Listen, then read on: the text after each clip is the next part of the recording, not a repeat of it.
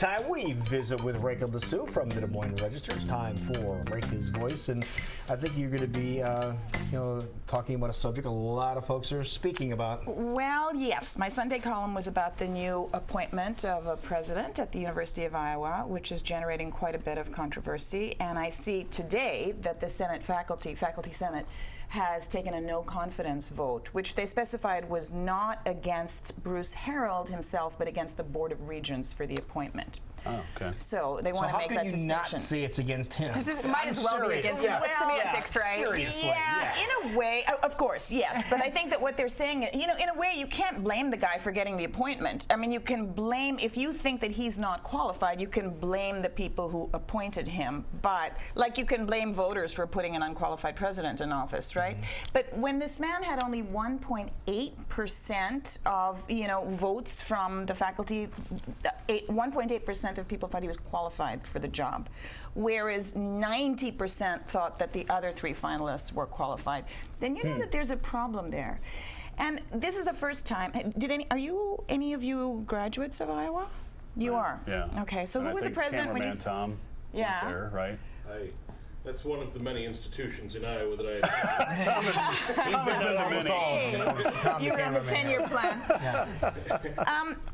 I think when you go to a university, you want to feel confident that the person who is running the show believes in academia and has a background in intellectual inquiry. And in this case, he is a businessman, and his background is at Kraft Foods and Boston Chicken, which, with all due respect to Boston Chicken, it takes a different skill set, as I said, to know how to market and raise a good chicken. He didn't come to the university, right?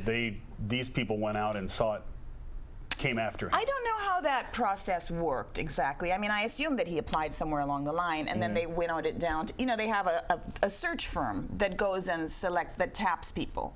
And so the question is, this search firm also turns out to have, been not vetting people very well, because he put on his resume that he worked for a company which no longer exists, and they didn't catch that. That was only caught, in the final analysis. But that was caught before his appointment, so they could have done something about it. And quite frankly, when you have someone being appointed a university president of a university as outstanding and distinguished as the University of Iowa, with its International Writers Program and its Writers Workshop and all of these great programs, you don't want to hear him say that he learned about the University of Iowa through Wikipedia.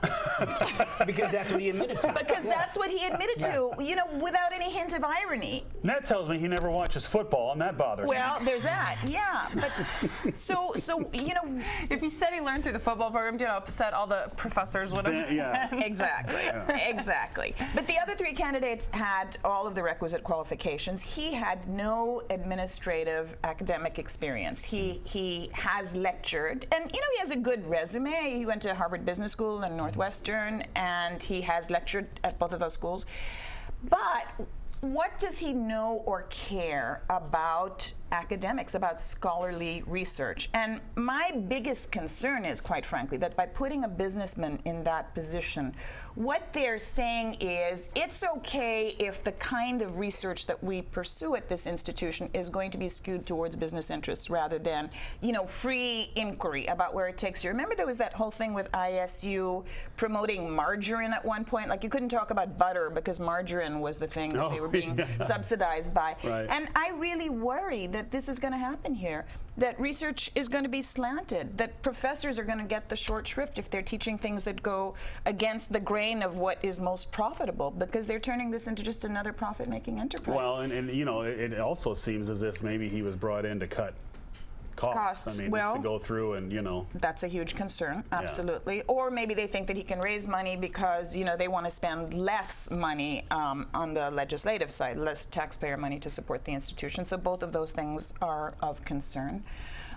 I just wonder what the message is. What was his track record? He said he has these big companies that he was in charge of, like Kraft and Boston Market. What were his track records at both those places? I don't really know how successful he was a businessman, but I think that he made profits. I know Kraft is still in business. And IBM, he worked for IBM. He worked for IBM, yeah. And so some of the greatest basketball coaches were not great basketball players. So there's an argument here that this is a bright leader. Okay. He didn't teach. Guess what he doesn't have to do at Iowa? He doesn't have to teach. And I'm just playing devil's advocate. I went to Drake, I don't have a big interest in Iowa. My brother You don't have does a there. bulldog in this fight, is what you're saying? Right. Okay.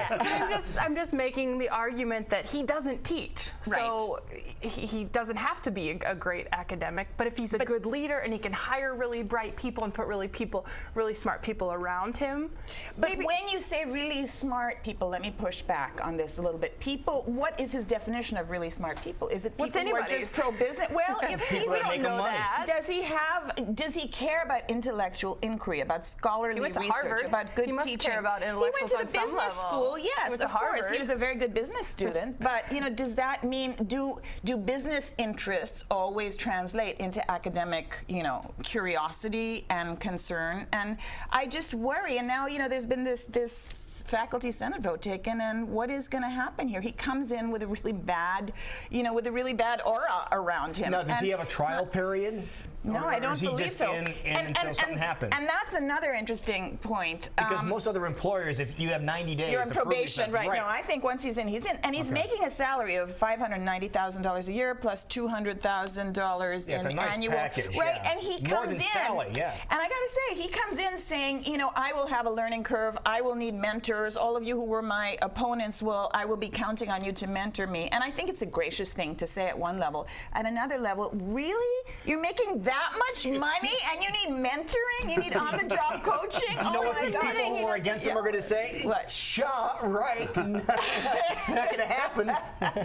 I know. I mean, Go ahead, Molly. I'm sorry. Molly, yeah. Okay. That's all right. No, I think you made a good point that the president of DMAC has a lawyer background, and I think that certainly qualifies him. I mean, I think he's been very good at the job. Terry Branstad was the president of Des Moines University. Was he qualified for that position? Well, not on paper, but from all I've heard, he did a good job. He did a great job. Yeah, running the joint. So maybe this will surprise people, but I think the other thing that's really, I think maybe the thing that's of greatest concern to people in the University of Iowa community is that this was a done deal from the start, that it was kind of wired between Regents President Bruce Rastetter and Governor Terry Branstad, who are very close friends, and that they really didn't give serious consideration to the other candidates, that they had decided at the outset they wanted this businessman in this position. And if that is true, then it really does shake confidence in the process, which is why you can see that a vote of no confidence in the Regents might be the appropriate way to go, because why punish this guy for what they did, what he just So what does that winning. mean then? What does it mean we have to change the regents? Well, the regents are appointed by the governor. So, until we change the governor, we're not going to change the regents. Okay. And, I guess and they have to. I've always wanted to see the regents be more representative of the citizens of Iowa, and they're not. I'd like to see a college student on the board of regents. I'd like to see a soccer mom on the board of regents, and it seems like that's never. But the you case. you also want someone who appreciates academia on the board of certainly, regents. yeah. So, a soccer mom with an advanced degree. Okay. Okay. But I mean, Yeah. but somebody who has children in college and I don't know, just maybe more representative of Sure. the people that pay these bills. Sure. And I'll say that when I heard that this guy wasn't popular in Iowa City, let's face it, I mean, it's the People's Republic of Iowa City. It's very, very liberal.